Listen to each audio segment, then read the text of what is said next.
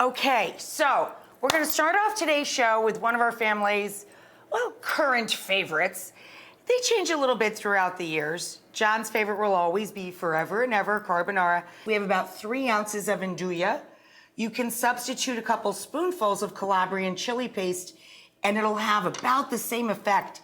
Here's the eggplant. It's been resting in a couple of blankies here with a little salt to get out all the excess liquid. We've cut them into batons. And we're gonna let these guys brown. Obviously, they're already salted. We're going to add a little more olive oil and either your Nduja or your chili paste. And once that melts into the oil, I have 1 little tiny red onion and a few cloves of garlic. We have a couple of pints of cherry tomatoes. So this is a pasta that's best with shortcut pasta.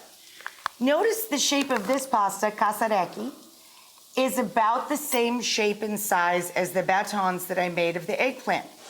Okay guys, so to the Nduja or your Calabrian chili paste and a little more olive oil, stir, stir, stir. And let this sweat out a little bit. Well, we're gonna start by adding the cherry tomatoes. You don't need a lot of salt here, but you do need a little if you're using the Nduja. Even though Nduja has salt in it, the tomatoes are so sugary and we want to get them to just collapse as quick as possible.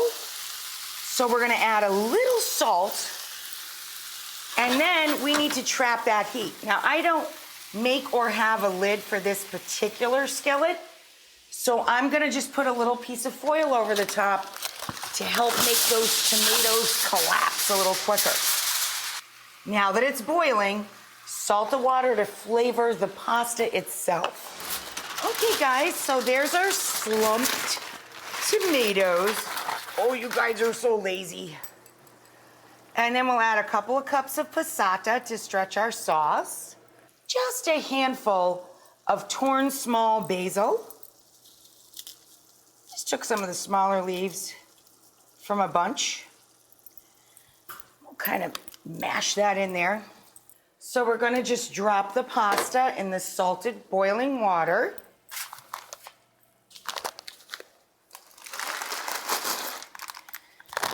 Give it a little stir.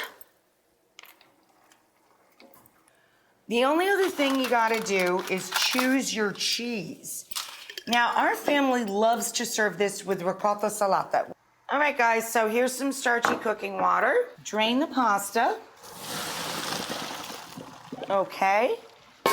And let's put it right back in the same hot pot.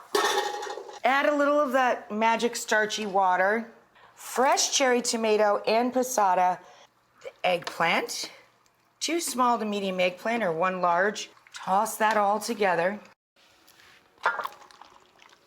And now we're gonna add that beautiful ricotta salata and some nice grassy parsley.